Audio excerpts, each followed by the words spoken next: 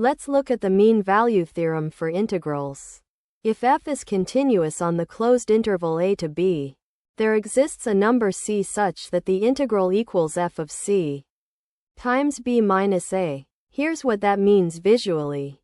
A rectangle of height f of c has exactly the same area as the region under the curve.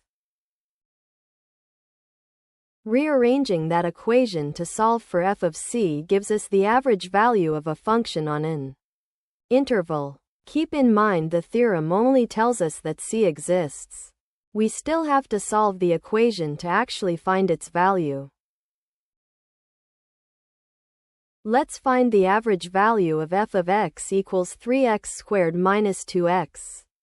On the interval from 1 to 4, we plug our function and interval into the average value formula.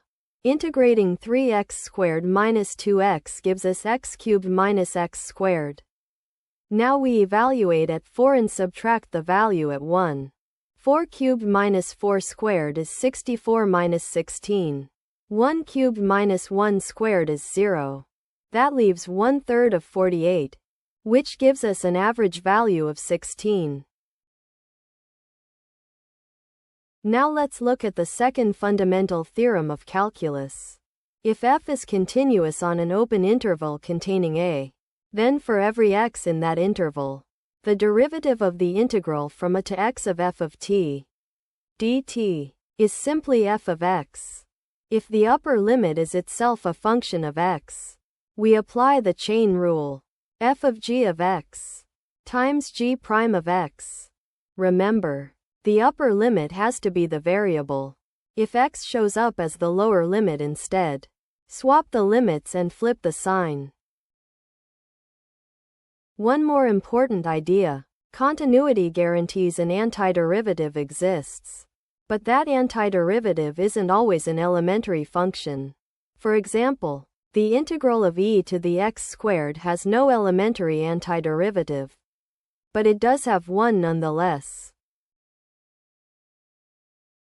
Let's find the slope of the integral from pi over 2 to x cubed of cosine t squared dt.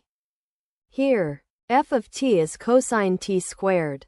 The upper limit g of x is x cubed, and g prime of x is 3x squared. By the chain rule form of ftc2, this equals f of g of x times g prime of x. Substituting in, we get cosine of x cubed squared times 3x squared.